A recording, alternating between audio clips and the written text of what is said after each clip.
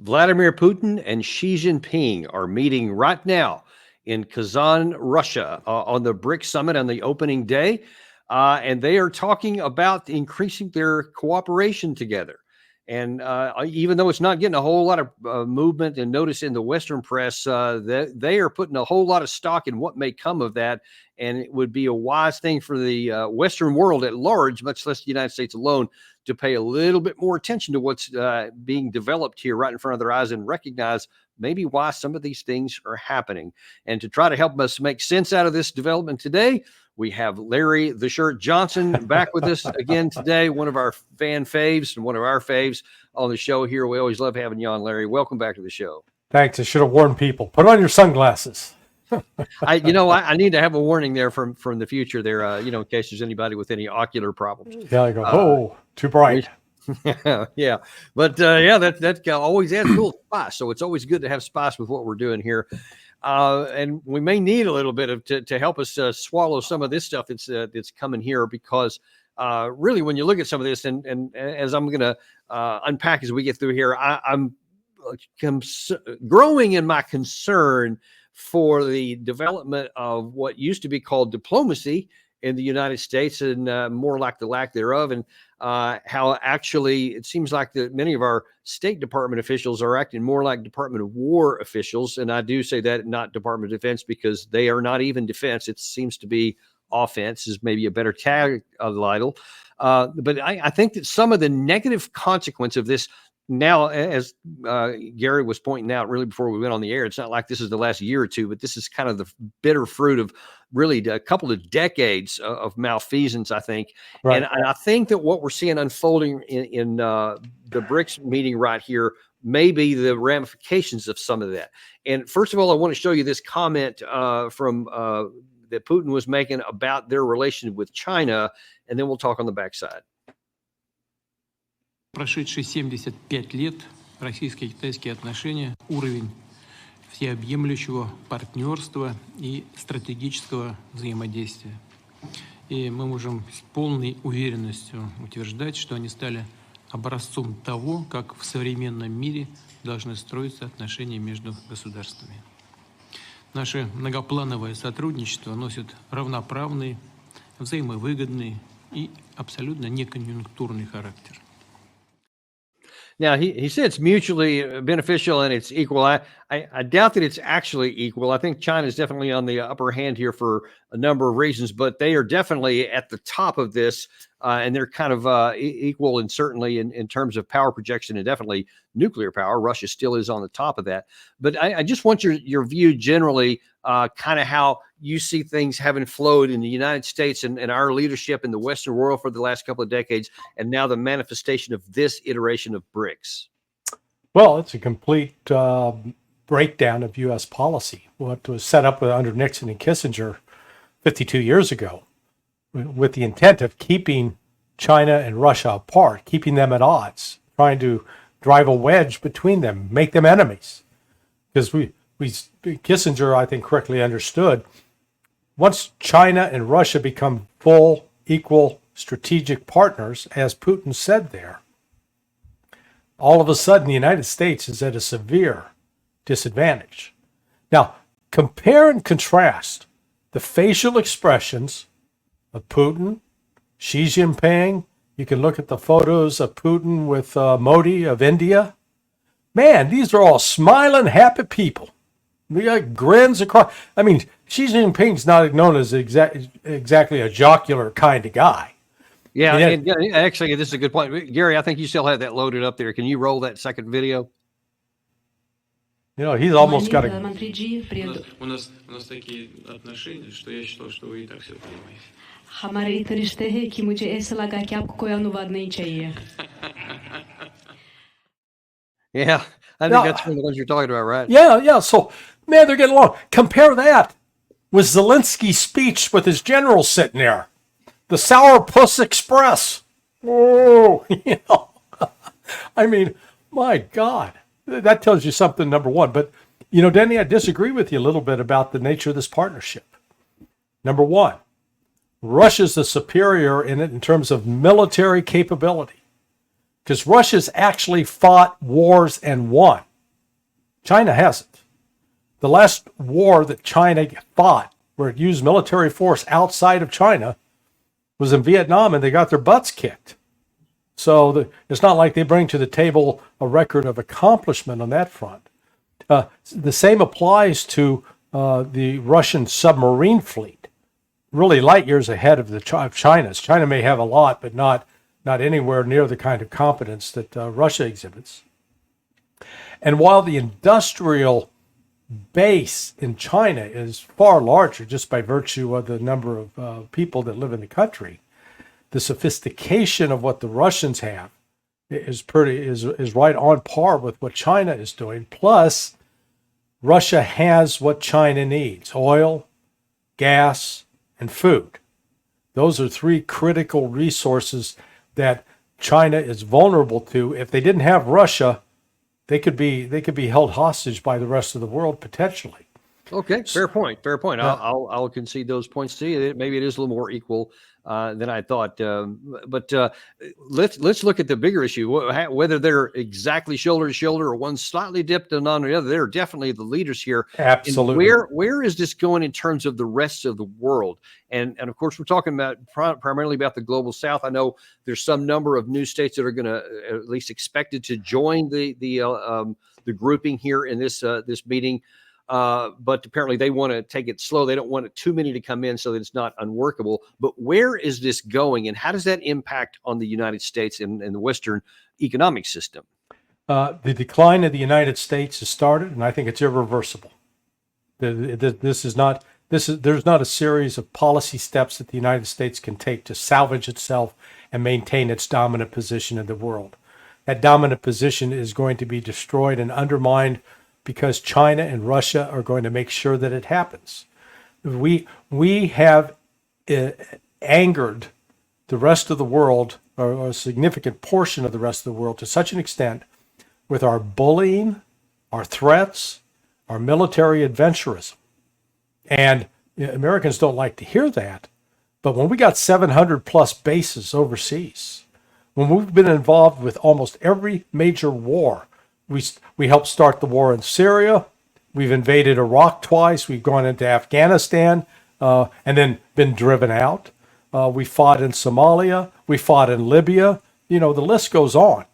And the world's getting really tired of our routine, particularly when we stand by and enable the government of Israel to attack Lebanon, who is, not being able to defend itself, along with killing Palestinian civilians. I saw a fascinating video yesterday of a young Bibi Netanyahu. And he must have been in his early 30s. And he said, terrorism is the attack on civilians for a political cause. And I went, you know what?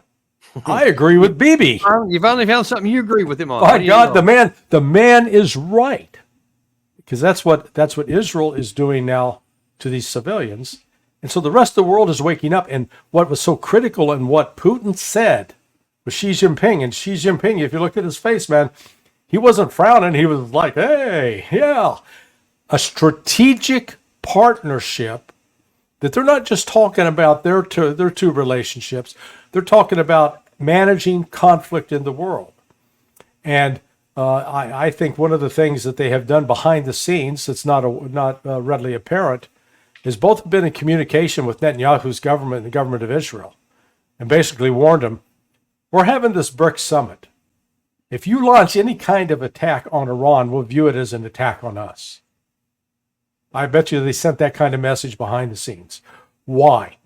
Well, one, China and Russia have been conducting full military exercises with Iran for the last 5 years. So they've already got an established personal relationship with each other's militaries. And they've been providing intelligence, and they've been providing military equipment. And so they're not going to stand by and let Israel just run amok. And yet, both China and Russia see that this era of the United States bossing everybody around, imposing sanctions on anybody that won't submit, has got to stop. And that's why, ironically, the U.S. sanctions brought to bear on Russia at the start of the special military operation in February 2022 have accelerated the development of BRICS, which is what we're seeing today. Yeah, that's been one of my biggest just anguishing acknowledgments that we have accelerated our own demise, as you just pointed out there. I like to think, maybe just theoretically, that it can be, if not reversed, certainly slowed down. It would require a great change in leadership, but at least it's hypothetically possible. But so far it's not. And in fact, it's moving the opposite direction. And one of the things that I think is going to further hasten it is because, and we'll talk about this in the latter part of our episode here, the Israeli Arab, I think you have to just expand it out to there because they're getting so many people that are fighting now. We keep endorsing it and enabling all of it, giving the resources, physically helping out. So we're helping out in that, but it doesn't have the possibility of a military resolution. You can't win it. You can only keep fighting, bleeding, and dying and killing. Then in the Russia-Ukraine war, it's the same kind of situation where we're continuing to enable all these capabilities, but it's militarily unwinnable. In fact, it's not even stalemateable anymore from the Ukraine side. And if anybody was any doubts what Russia thought, a couple of days before this BRICS summit, Putin added this. Когда натовцам надоест с нами воевать, это у них тоже спросите. Мы готовы к продолжению этой борьбы. И победа будет за нами. Now, of course, we've seen Zelensky over the years say that same kind of thing, and lots of the Americans have said it over the years of the war here. But it was always one of those you kind of have to roll your eyes. But in this one, I don't think you roll your eyes. Yeah, well, look, the U.S. policy, our conduct, we're like that schizophrenic that takes himself hostage and threatens to kill the hostage. Because what you're really doing is pointing the gun at yourself. If you approach, I'll kill the hostage. And you go, you're going to kill yourself in the process. That's what we're doing. The Kiel Institute in Germany, one of the leading think tanks in the world, just recently just came out with a full analysis of Russia's military production, the effects on its economy, and what is happening with NATO. What they concluded was it's going to take Germany, and you think this is a crazy quote, but it's going to take them 100 years to get back to the production level they had in 2004. That they have so dismantled and taken apart their industrial base, and that the strategic depth in NATO, it's like a rain puddle. It's shallow. That they would use up traditionally we talk about a Patriot missile trying to engage an Iskander. We've always said it might be 2 to 1. What they found out is in some cases they would launch 60 Patriot missiles at one Iskander and trying to take it down. I had not heard that. Yeah, I was like, whoa. Now, so do the math.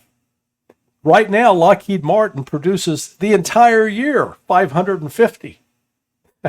So, well, let's see, 6 times 9. So all you got to do is fire 9 Iskander missiles, and you'll eliminate everything that Lockheed Martin could produce in 1 year. Unbelievable. But this report, it's a comprehensive report, and it shows that Russia has actually moved so far ahead of NATO, not just Germany, NATO as a whole, in terms of its military capability, its industrial base, its ability to sustain its forces in the field. And that yet the West continues to talk trash and try to incite and expand the war. And we simply are not in a position to do so. And that's what this war in Ukraine has exposed, as you've correctly noted, that we want to provide HIMARS. Well, we've run out of those. We want to provide more Patriot missiles. Whoops, don't have enough of those. We can't give the THAAD to Ukraine because there's only about 7 or 8 of those in the world, and we've given 1 to Israel, and we got to keep some for ourselves. And even if we gave them to Ukraine, it could start a nuclear. I mean, so you just go through all this mental gymnastics that our policymakers are performing without anyone acknowledging, you know what? We'll be better off if we sit down and talk to the Russians and have some negotiations and listen to what they're saying. They've said all along, it's been real simple. Don't expand NATO towards us, because if you expand it towards us, then that's a threat to us and we're going to have to react. Don't do it. And what did we do? We expanded it. They don't mean that. And now we're finding out they did. Just last week, the G7 again reiterated the inevitability of NATO and Ukraine. Even after all of this stuff, we keep going forward. Now, you talk about all you got to do is do the math. It certainly appears to me that Vladimir Putin has done the math. And I think that's why he can say this with such confidence. Gary, I'm going to throw this a little bit out of order here because it's flowing in the sequence of what Larry's talking about right here. But let me show you a couple of guys that apparently aren't doing the math. One of them, his name is Anthony Blinken. The strategy that we've put in place, massive support for Ukraine, massive pressure against Russia, solidarity with more than 30 countries engaged in these efforts, is having real results. And we're seeing that when it comes to Russia's war aims, Russia is failing, Ukraine is succeeding. Russia has sought as its principal aim to totally subjugate Ukraine, to take away its sovereignty, to take away its independence. That has failed. On what planet can someone stand up there with a straight face and say, after almost 3 years of war, Russia has failed and Ukraine is winning? How can you get there? That mental gymnastics. Talk me through that. Yeah, he does an arbitrary definition. He's decided, well, what will be victory for Russia? Oh, if they take over all Ukraine. So therefore, they haven't taken over Ukraine. Ergo, the conclusion is Russia's losing. Except that's not what Russia said. Russia said, number one, they want to demilitarize Ukraine. That means render their army incapable, their entire military apparatus incapable of carrying out any kind of offensive actions against Russia. Well, guess what? That's what Russia is doing. You know, a lot of the military analysts in the West, you know, the General Hodges and the Petraeus and Jack Keenes, that crowd, they keep criticizing the Russians because they're not doing it like the United States did, even though the United States has no record of success in the last 60 years. But, you know, we'll set that aside as far as, you know, really conquering and setting up a permanent peace.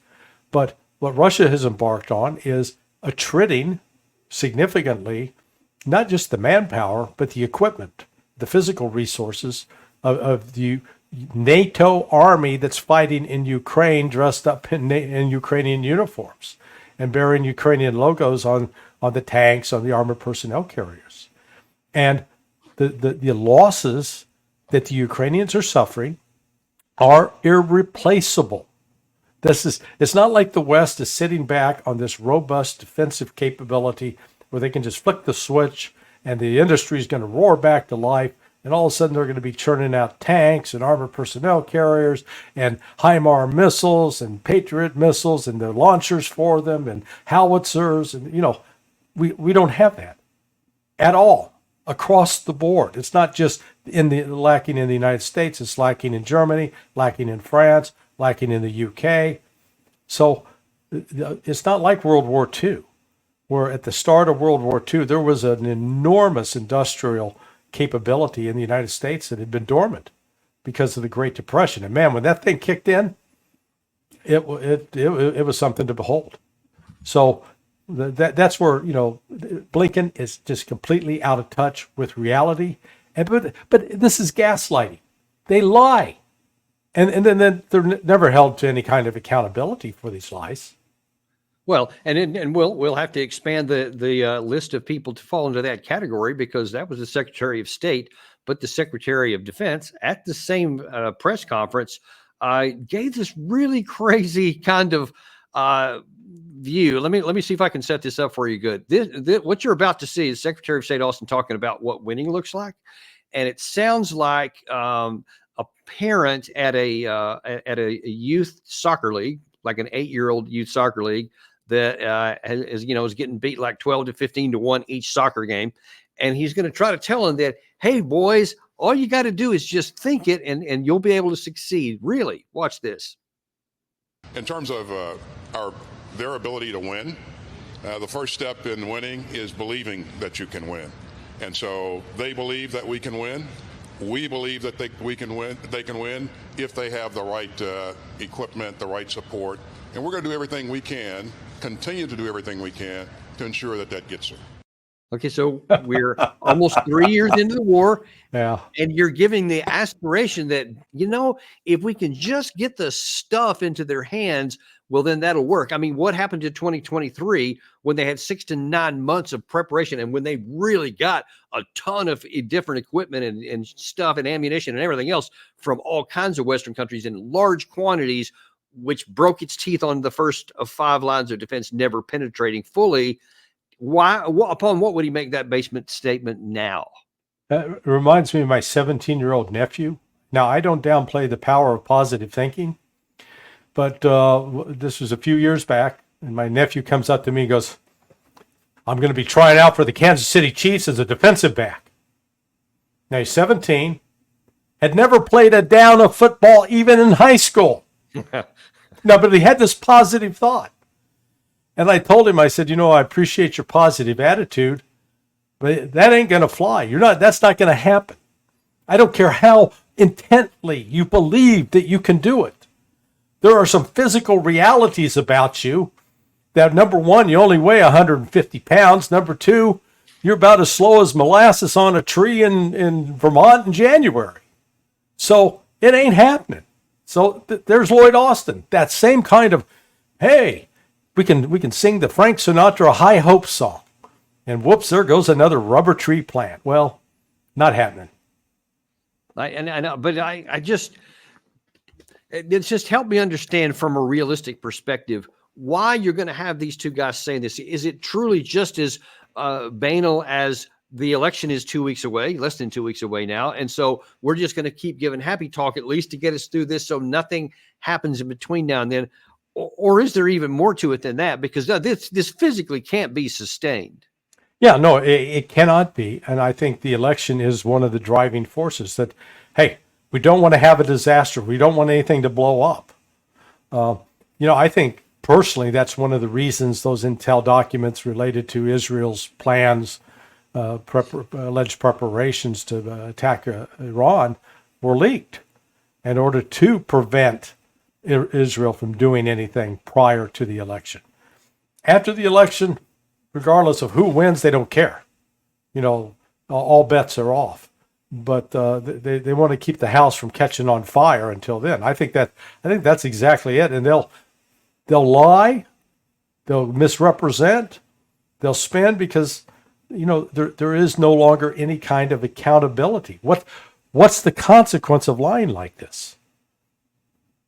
Well, there is a consequence, and I'm pretty sure we're going to see it play itself out. And right now, it's being played out in blood of somebody else's kids. It's not ours, and so a lot of people in the West, Lindsey Graham being one of the chieftains on that, doesn't really care how many Ukrainians die, but neither does it seem to many other people in the United States. But we'll talk about that one in a little bit more detail later. But I want to slightly shift gears here. We've been talking about the United States and their reaction to it.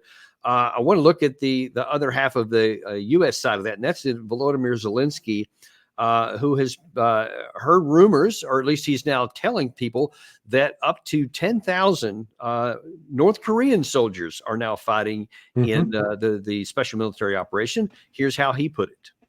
So we know about 10,000 soldiers of North Korea that they are preparing to send fight against us, because Iran, they gave, drones, licenses to produce these drones and missiles, yes, but not people, not officially, yes?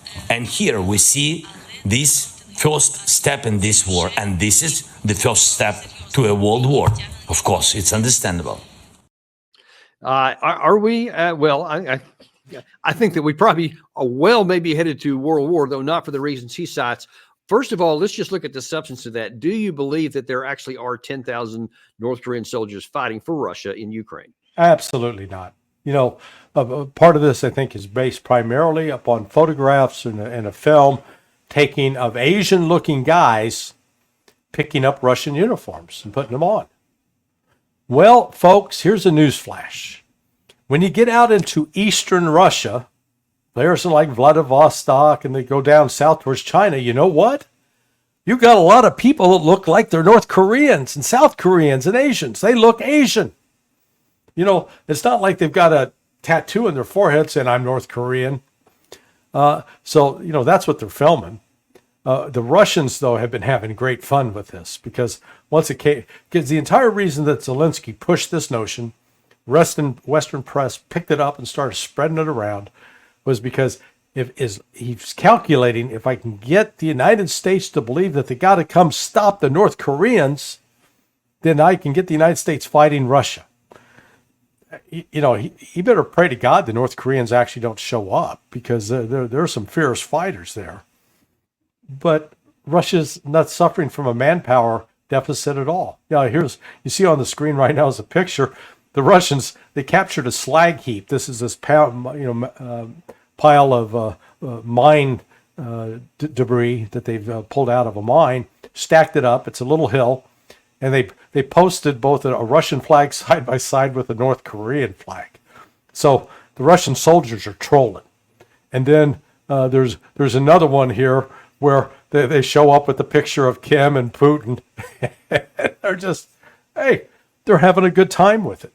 So, Zelensky can push this nonsense, and it does not change the reality on the ground. Russia's not scrambling to recruit people to join its ranks.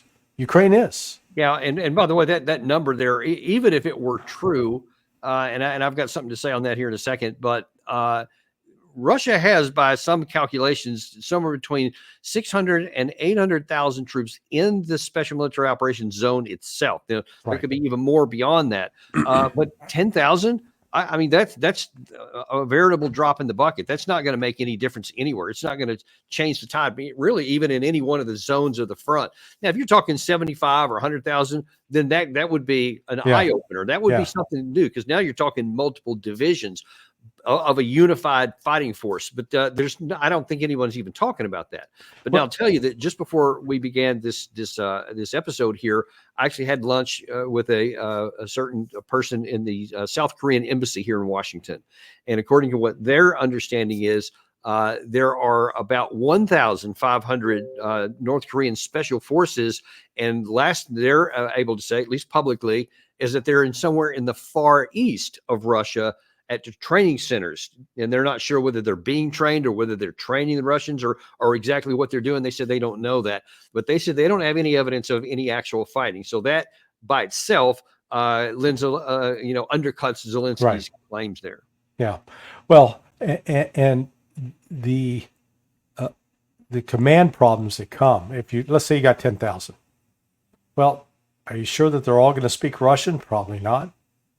And one of the issues from the general staff of Russia is having some control over the various units, being able to issue commands that they're going to be able to, understand and respond to, and then also communicate back up the chain of command. I mean, language is important. I don't think they're going to be running around with iPhones with the translator app on, incoming fire, however you say that in Korean. So this is, again, this is smacks of the desperation, the combination of the information that was mentioned in the kill report that I mentioned earlier, coupled with the losses. I guess the KIA for the Ukrainians that went into Kursk is now up over 23,000. And initially they went in with reportedly 35,000. So you're talking a minimum 60 to upwards of 75% losses. Which and the videos that are showing up of them trailing across the field, they're not being carried in armored personnel carriers. Yeah. They're not riding tanks. They're on foot, hoofing it.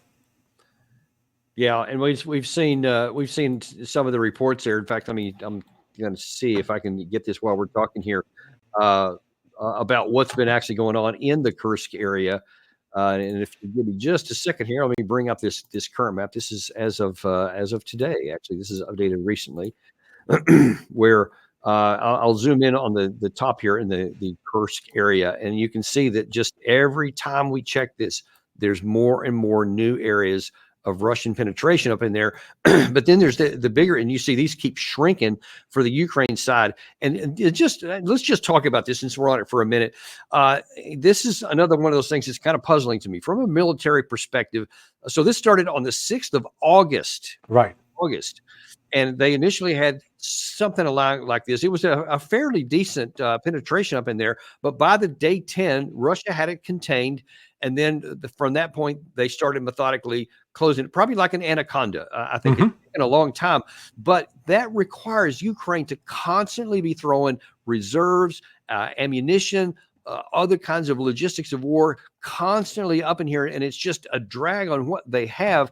And yet it's just methodically being shrunk down. And there's no possibility for even tactical gain.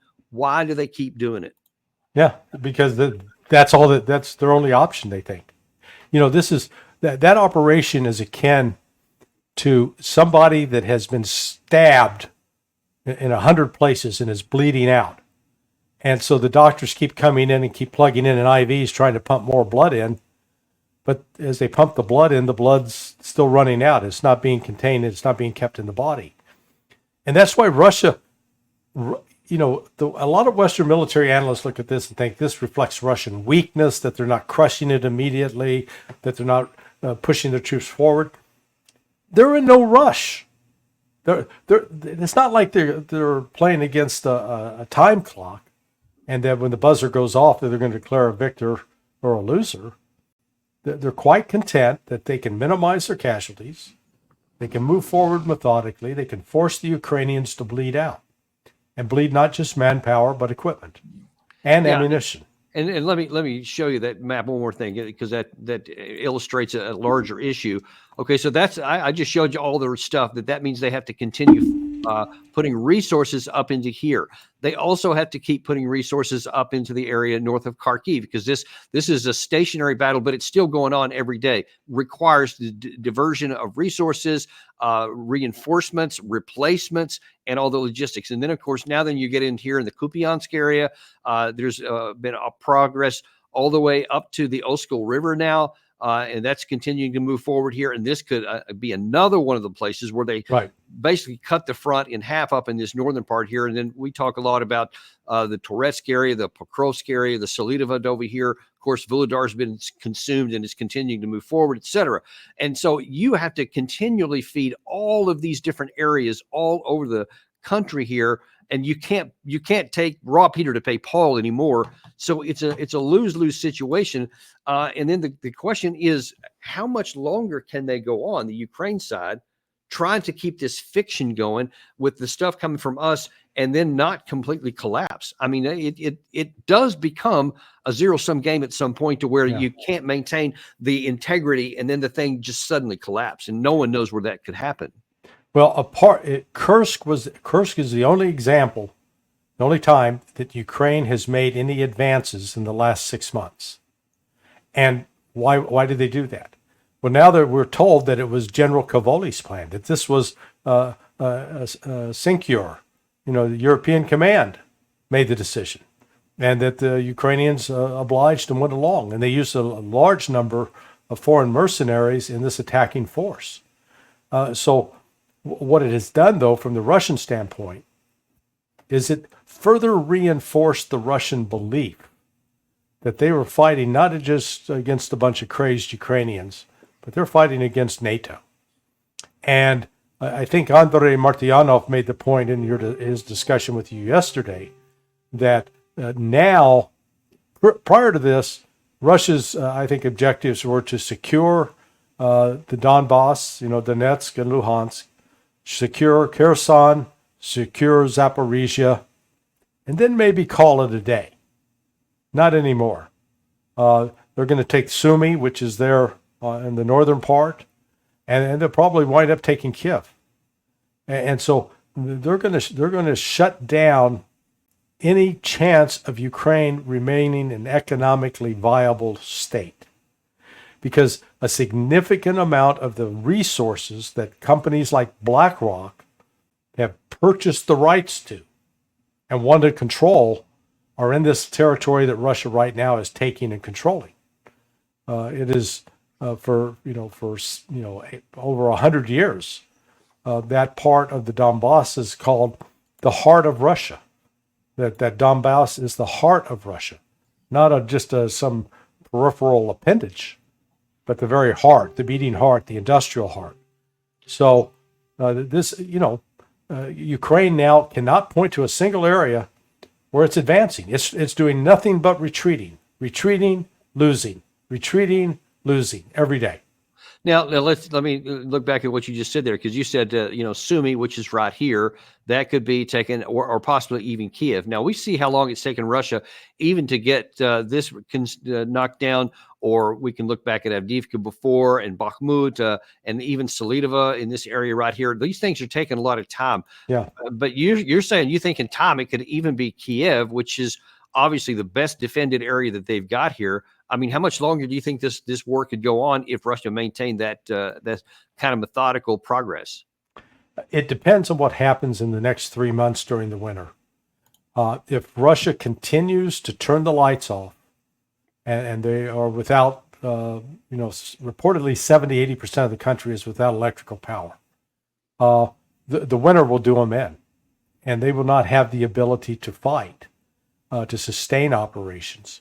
The other thing is, if there are any factories, any industries, anything providing support to the military, their electronic signature is going to be pretty hot, and then Russia's got the missile capability through Iskanders and others to hit them and destroy it, and as well as with the fabs.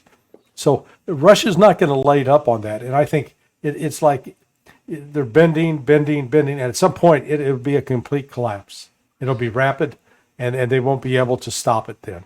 So I think by the start of spring, at the latest, I think we'll be seeing this war will be over. Wow, that's saying something. One particular fly in the ointment, I guess, could be, or possibly even shift could happen. And one more thing I want to ask you about here before we shift on to a different topic. Gary, you have that headline that we were talking about earlier, the one about the long-range drones that you had told me about. I wanted to pull that up. There was a report out today that apparently we've just given another $800 million package to the Ukraine side so that they could develop long-range drones of their own to strike anywhere in Russia that they felt like it, which it seems that someone's trying to parse things out and say, okay, well, Putin said if we gave them ATACMS or Storm Shadow or some of these other long-range missiles from the West that fired into Russia, that would be a direct intervention of the West because those things can't be operated by the Ukraine side. So it would be the direct participation of the Western alliance. But this seems to think, but if we give them technology and money, then they can build it and then they can fly it anywhere, and then we're still cool. Two things. First of all, do you think that Russia is going to get that difference? Yeah, no, I think they will, because number one, those drones can't be equipped with a nuclear warhead. And number two, they're slow flying enough that Russia's electronic warfare capabilities and air defense systems can usually bring them down. So it's another attempt at the Wunderwaffen, the wonder weapon. But I think Russia draws the distinction there. Now, are they going to ignore it? Oh, no. And they'll step up efforts to go after the source wherever they're produced and destroy it. And that was the second question. Even if they do distinguish it and say, all right, well, then we're not going to attack the West like they implied that they would anyway, for that the Storm Shadow ATACMS were used, et cetera. But to your point a second ago, that the Russians are on the lookout for anything industrial-wise, and if they had the factories it would take to build those kinds of things, you think they would be able to either degrade them or destroy them? Yeah, absolutely. We've seen the Russian approach. I mean, when the HIMARS first showed up, boy, the HIMARS was effective for about 2 or 3 weeks. And then the effectiveness started going down because the Russians developed countermeasures and began striking and destroying the launchers. Same thing with the Patriot missile battery. Patriot missiles initially were there and provided some measure of air defense, not not as much as the Ukrainians claimed, but bit by bit, all of a sudden they disappear from the battlefield. And now Russian aircraft are able to fly unmolested into areas of Ukraine that previously they didn't. So this is just, I think, one more example that, the West is going to come up with a new technological challenge. And the Russians are really good. It's noteworthy. They're not caught in a bureaucratic web of having to go to this person to get a sign off and then go to that person to get a sign off and then go to that person. They've been able to make really quick adjustments, such as the fiber optic cable drones. If you tried to do that in the United States, you'd be looking at a 3-4 year project. You have to put it out for bid, and then you're going to have to make sure that it's DEI, that you got right, the diversity, equity, inequality correctors in there. And then, is it a veteran-owned business, or is it minority? Meanwhile, Russia, that probably, within 2 months said, this is what we need, and boom, it was out there on the field. I saw a report out, it was last week, and you'll forgive me if I don't recall right off the top of the hand who it was. I think it was General Cavoli, but it was definitely a high-ranking U.S. general that said, listen, we have to be honest, Russia has, number one, they're going to end the war stronger than they were when they started it. So that's one of the public admissions I've seen. But one of the reasons why they said that Russia has been shown itself dramatically capable of battlefield development and iteration. And something works for a while, it doesn't, then they immediately find a new solution. When that gets countered, they immediately find another to bypass whatever. They said it's been remarkable, the capability on that. And I couldn't help but think, Larry, really to your point here, we're moving at ice age speed here in the United States. We're allegedly trying to put these things into application, but you see on the battlefield, it's a nonstop iteration, and fixing it out. The enemy figures it out, and you must be ready tomorrow to, et cetera. We're still on like round 34 back. Man, if we had to fight against this Russian military, it would not go as well as a lot of people in the West think.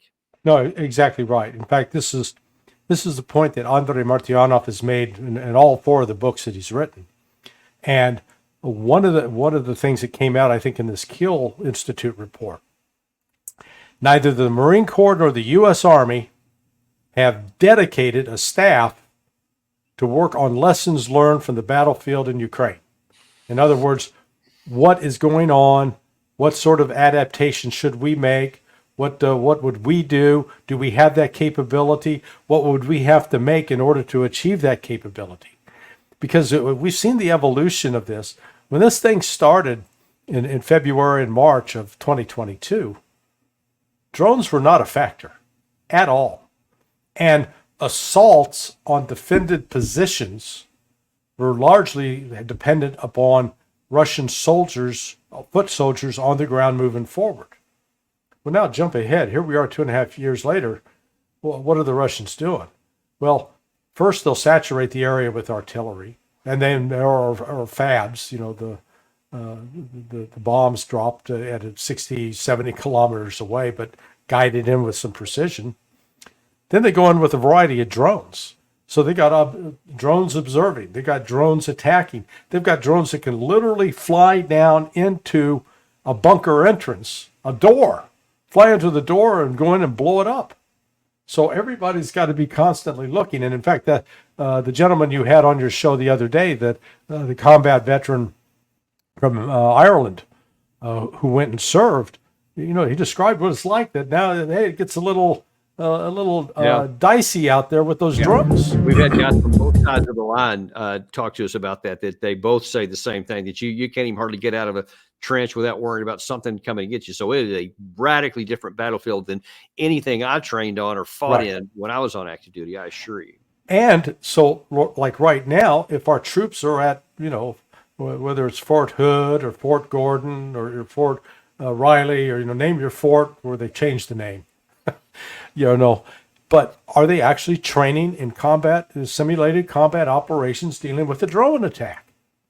Have they even budgeted money in the various commands for training to deal with a combat environment where you're facing repeated assaults by these drones or surveillance? Do you have they put in place electronic warfare capabilities? Right. to Yeah, that's defeat what I it? was going to say. The Russians put as much money in a counter drone capability as they have in the drone, and that's paying huge dividends because Absolutely. apparently a much smaller percentage of the Ukrainian drones, even though they're about reportedly anyway in the millions produced per year, are getting through as composed to the Russian ones, just because the EW capability is less on the Ukraine side. Yeah, what they need, like one of the innovations we could do is, U.S. Approaches, get the national trap and skeet shooting teams, and equip them with special shotguns so they could shoot those drones down as they come in. Or like this fella here on the screen where he literally Yeah. throws his rifle at it. Yeah, Yeah, I mean, that was an amazing shot right there. that was Anyway, yeah. yeah, but something that's we'll carry that on another day because that's its own topic by itself, and we probably should do that about where this leaves the U.S. if we should get into modern combat as opposed to where we've been. But I want to shift gears here in the last few minutes we have, and look back at the Israeli Middle Eastern war. Sure. You can't really pick an enemy anymore because they're kind of going against everybody. But of course, as you referenced at the top of the show here, there's a leaked document out which has been admitted as being legitimate and valid by the Department of Defense. So we know that it's actually accurate what it says. And what it shows is this buildup of this significant capacity by the Israeli side in rehearsed operations to get ready to do something big inside of Iran. So apparently something's coming based just on that. Well, added to that document, we had this exchange from President Biden on the tarmac last Friday. Do you have a good understanding right now what Israel is going to do in response to Iran's October 1st attacks and when they will actually respond to Iran? Yes, it is. Can you tell us? No. Sir, did you hear any?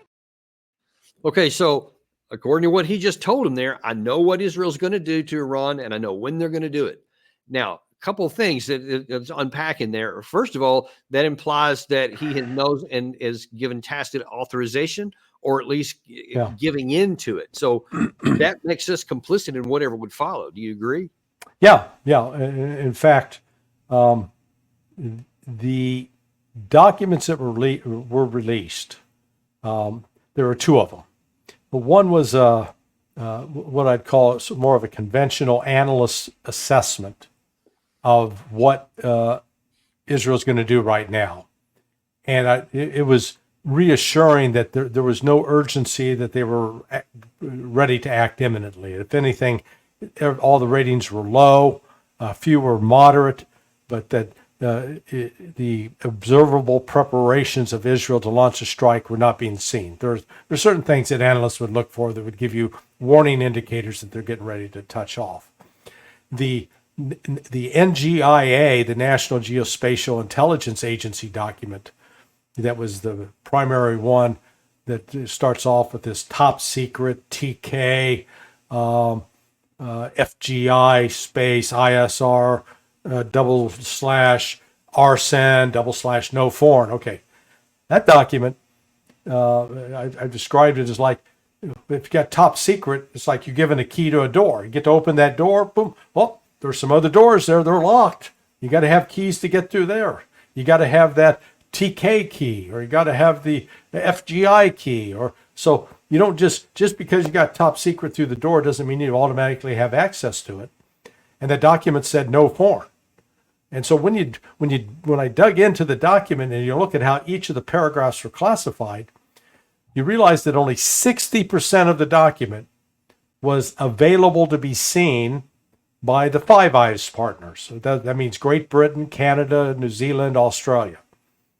One of the paragraphs was authorized to be seen only by U.S. and British counterparts. And then one paragraph, number 2, was FGI, no foreign. That means no foreigner gets to see it. I've talked with someone else, and because they looked at the translation, because there was a word, they described an air-launched ballistic missile in there that was called Golden Horizon.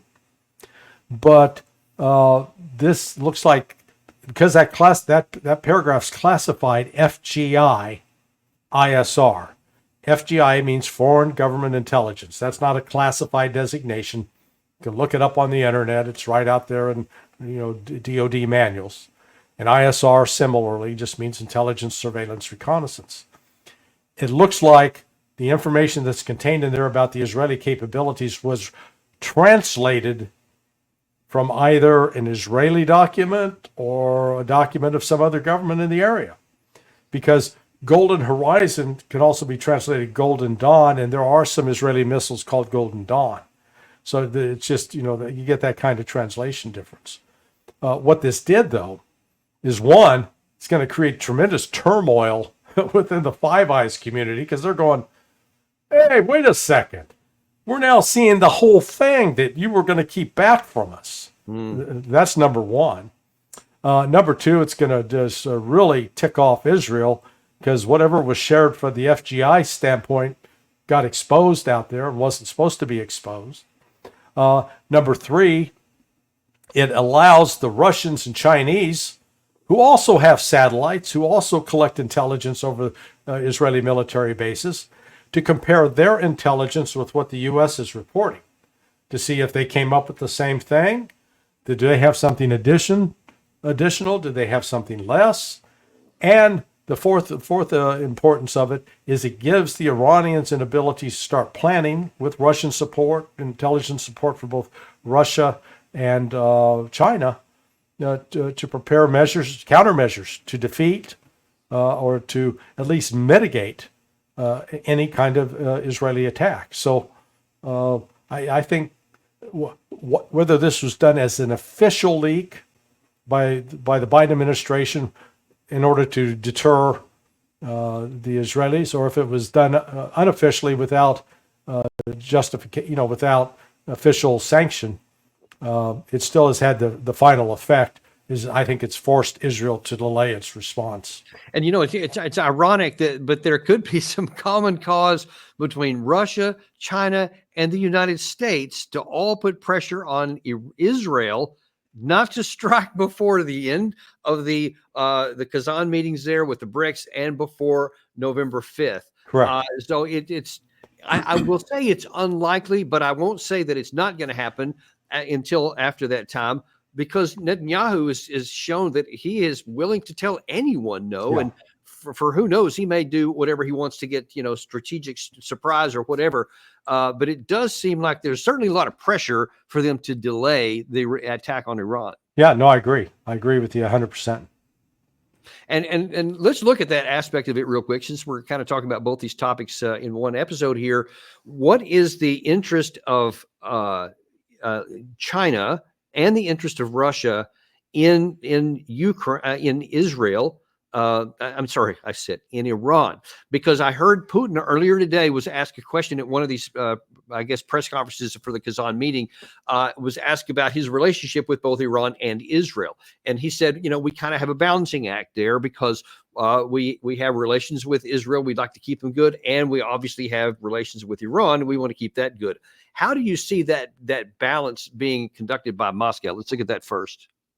Well, they both, the strategic interests of Russia vary. With respect to Israel, they've got at least 1.5 million to 2 million Russian citizens that are also Israeli citizens. So just from a standpoint of Russia's obligation to its own citizens there, they would like to ensure that, they're not getting killed. Russia would prefer to protect them. With respect to Iran basically is a country that's almost on Russia's border. And Russia doesn't want to have to worry about any threat coming out of Iran. They would be particularly concerned if Iran somehow fell under the influence of the West, particularly the United States and Great Britain, because then they would see Iran being armed as a new aircraft carrier like Ukraine to attack Russia. And so Russia's going to make sure that the Western ability to destabilize the Iranian government is going to be mitigated. And Russia will do everything, I think, in its power to prevent that. The Chinese as well, see, their interests within Russia are within Iran from the standpoint of the oil that Iran provides. A significant portion of that oil goes to China. Both Russia and China have, I think, taken the clear decision they're going to rehabilitate Iran and get them out of this pariah state that they've been in for so long because of the West's desire to cripple the Islamic Republic and install a regime change that will be beholden, obedient to the West. And correct me if I'm wrong, but Iran is in BRICS or Iran is going to be in BRICS. I'm not sure which. They've already been accepted. I don't think they've had like a formal induction, but they've got the green light to be in. Unlike Turkey. Okay, which though they have made a formal application, if I'm not mistaken. Yeah, they've expressed interest. Okay, with Erdogan, you never know what you're dealing with. Fair enough. but so that shows that China and Russia have an economic and strategic interest in making certain that Iran does not fall. Ergo, that you have like Naftali Bennett, you have, we've showed it here many times, of Lindsey Graham, and definitely Jack Keane, and a number of others that said that the objective should be a decapitation strike. We should go after the mullahs just like we went after Hassan Nasrallah of Hezbollah and knock them out. But that would have, I think, significant geostrategic implications for China and Russia. And it seems to me that they would do a lot to make sure that doesn't happen. Do you see any conflicts rising if Israel should try that? Oh, yeah. No, absolutely. Look, these Western analysts, in particular the Israeli analysts, they're out of their minds. So you remember the challenge it was fighting in Iraq, and where we had air supremacy. Yep. Complete dominance of the air. And still, we were not able to bring that place under control for a good long while, even though we tried decapitation. Even though we like I said, we could bomb wherever we wanted, and we still, with all of our great intelligence, we struggled. Iran is 4 times the size of Iraq, number one. Number two, they readily understand that the United States could try to take out their leadership, but the big difference here is, unlike Iraq, who didn't really have a robust missile capability and a robust offensive capability to strike back after our attacks, Iran does. Iran can shut down our military operations in the Persian Gulf. They can destroy our base at Al Udeid in Qatar. They can destroy bases that we have in Saudi Arabia. They put us on notice. And you can guarantee that they're going to have the full support of Russia and China in that endeavor if they are attacked. And so, despite what Israel is threatening to do, and despite the fact that, as you correctly note, Bibi Netanyahu is a loose cannon. He's going to do whatever the hell he wants. There are still these other considerations that Iran can fight back in a way that the West is not going to be able to handle. I mean, we don't have the force forward to be able to sustain operations, when in fact, we're already running low on Patriot missiles, for God's sake. Right.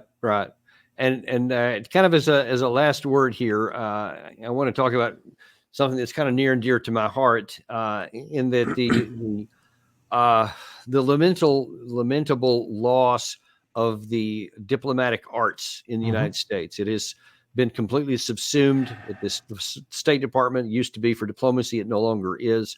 And it's so odd, because I'm going to show you this last clip here. This is of Secretary of State Blinken talking about, this is a week or so ago. It was last month. It was when during the United Nations General Assembly, when Lavrov made the presentation for the Russian side, and Blinken was asked what he thought about the speech. With regard to Minister Lavrov, no, we didn't speak directly, but I was in the room when he made his intervention on behalf of Russia. He was in the room when I made my intervention on behalf of the United States. So I think it's safe to say that we heard each other. I didn't hear anything new, unfortunately, about the ongoing Russian aggression against Ukraine.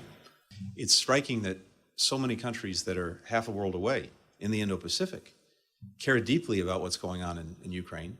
And the reason, again, is because they know that if any country is allowed to act with impunity and to commit acts of aggression, that's a signal to would-be aggressors everywhere that it's open season, and that's going to be bad for everyone. So, again, I listened to him. Can't speak to whether he listened to me, but I didn't hear anything new.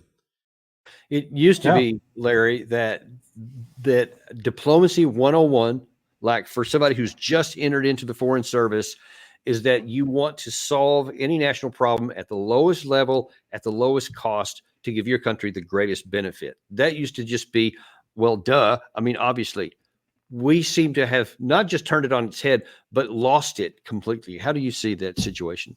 Oh, no, I agree. And to have Blinken be so clueless, you know, you want to talk about aggression against other nations?